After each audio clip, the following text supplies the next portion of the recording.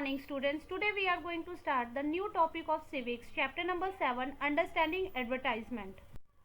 Topics to be covered are: how does an advertisement get made, the scene of advertising agency.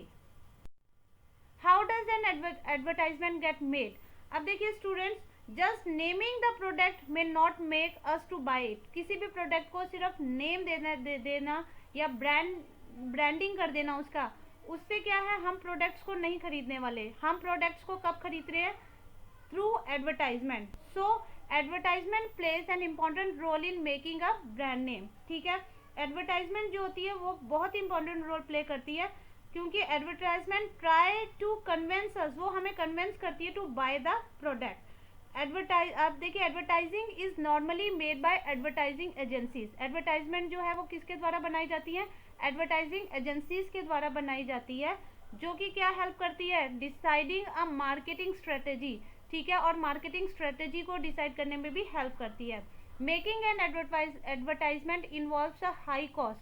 Advertisement बनाने में काफ़ी पैसा लगता है. ठीक है, campaigning is done carefully by the companies to promote their products. Companies अपने products को प्रमोट करने के लिए क्या करती है? कंपेनिंग करती है. क्लियर है स्टूडेंट्स? अब देखिए, हर एक एडवर्टाइजमेंट जो होती है वो किसी ना किसी स्लोगन के साथ जुड़ी होती है. ठीक है, और उस स्लोगन को क्या करते हैं हम? By this person can think about the product and they purchase it. ठीक है, एडवर्टाइजमेंट होती है, उसके बारे उसमें सॉन्ग्स आते हैं, उसमें जो स्लोगन्स है वो क्या हमारे माइंड में स्टक कर जाते हैं, और फिर हम लोग क्या करते हैं, उस चीज़ जब हम लोग उस स्लोगन के साथ अटैच हो जाते हैं, वो स्लोगन हमारे मुंह में चढ़ जाते हैं, तो हम लोग क्या करते हैं, उस चीज़ को परचेज करते हैं. क्लियर है? खरीदते हैं. अब यहाँ पे स्टूडेंट्स आपको एक एडवर्टाइजिंग एजेंसी के बारे में बताया जा रहा है, जो कि क्या है, मतलब उसके काफ़ी प्रोडक्ट्स ऑलरेडी हैं मार्केट में, लेकिन अब वो कंपनी अपना एक न्यू प्रोडक्ट ऑफ सोप जो है वो मार्केट में इंट्रोड्यूस करना चाहती है, लाना चाहती है. क्लियर है? अब यहाँ पर क्या है, we need an advertising campaign that will create a new interest among consumer who are already used to many brands. अब यहाँ पे देखिए, कई तरह के ब्रांड्स हैं, सोप में कई तरह के ब्रांड्स हैं. तो अब यहाँ पर क्या है, एक एडवर्टाइजिंग कैंपेन वो चाहते हैं, ताकि वो क्या कर सके, जो लोग कई तरह के ब्रांड्स यूज़ कर रहे हैं उनमें वो इंटरेस्ट पैदा करना चाहते हैं. ठीक है, अब देखिए, बेबी सोप है, बेबी सोप के कई प्रोडक्ट्स मार्केट में लॉन्च होते हैं. तो अब कोई न्यू कंपनी आना चाहती है, तो वो अपने में ऐसा क्या यूनिक आइडिया लेकर आएगी ताकि लोग उन प्रोडक्ट्स को छोड़ के उसको यूज़ करें. इसके लिए उन्हें क्या करना पड़ेगा? कंपेनिंग करना पड़ेगा. उन्हें पूरी तरीके से मार्केटिंग स्ट्रेटेजी अपनानी पड़ेगी. तो वही चीज़ इस आपकी बुक में जो है, ये जो एजेंसी है उसके द्वारा ये शो किया जा रहा है. अब यहाँ पर क्या डिसाइड हुआ जा रहा है कि एज एन एडवर्टाइजिंग एजेंसी उन्हें क्या करना पड़ेगा? उन्हें अपनी कंज्यूमर की प्रोफाइल जो है उसको देखना पड़ेगा, ताकि वो ये देख सके कि जो उनका हाई क्वालिटी सोप है, क्योंकि वो महंगा सोप है, तो उसको हर एक लोग तो अफोर्ड नहीं कर पाएंगे. तो कौन लोग उसको यूज़ कर पाएंगे, वो बिकेगा भी कि नहीं, तो ये उन्होंने पहले टारगेट देखना है. ठीक है, और एक टारगेट ऑडियंस रखती है. टारगेट ऑडियंस मतलब क्या होता है कि एक स्पेसिफिक एज है, ग्रुप है, या इनकम ग्रुप है, या पर्टिकुलर कम्युनिटी के लोग उसे यूज़ कर रहे हैं. तो वो उन लोगों पर इस चीज़ का रिसर्च करेंगे कि क्या वो सर्वे करेंगे कि क्या वो ये प्रोडक्ट खरीदने में इच्छुक है. अगर वो इच्छुक है तभी वो प्रोडक्ट आगे बनेगा. क्लियर है स्टूडेंट?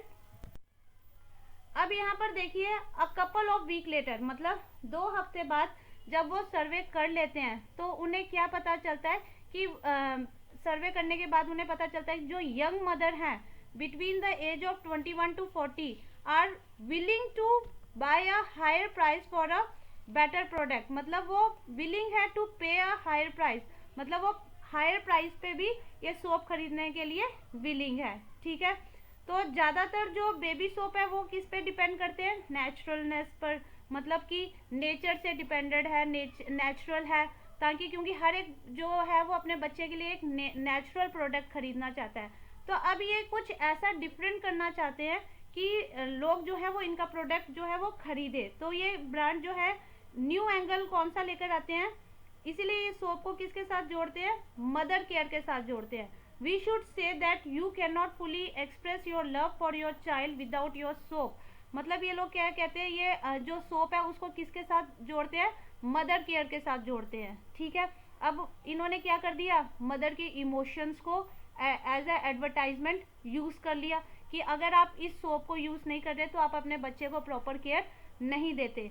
और इसके बाद वो क्या करते हैं, the visual and advertisements are then tested amongst the target audience.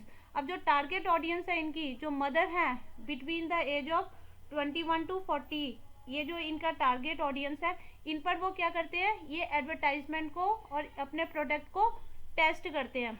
अब जब टेस्ट करते हैं, लोगों को उसके बारे में बताते हैं, ठीक है, विजुअल्स दिखाते हैं, ठीक है, एडवर्टाइजमेंट दिखाते हैं, तो वो लोगों की राय लेते हैं, ठीक है, उन जो मदर्स हैं उनकी वो व्यूज़ लेते हैं। तो वहाँ पर वो देखो एक मदर बोल रही है, yes I think this promotes a new way of expressing love and care, I would like to try this new brand.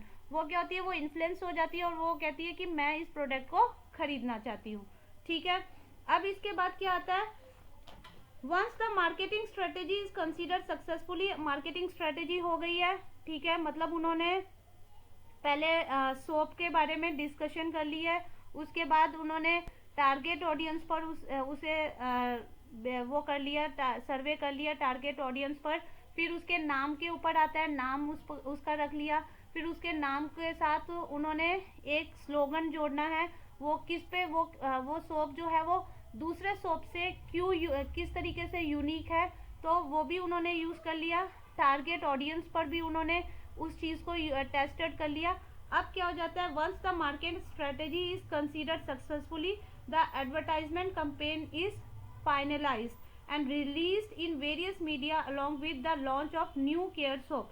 Marketing strategy complete हो गई है, तो अब जो एडवर्टाइजमेंट है वो कंप्लीट हो जाती है और इसे क्या है, वेरियस मीडिया, मतलब चाहे न्यूज़पेपर है, मैगजीन्स हैं, टीवी है, रेडियो है, इनमें इसे लॉन्च कर दिया जाता है, ठीक है, द न्यू केयर सोप के रूप में। क्लियर है स्टूडेंट?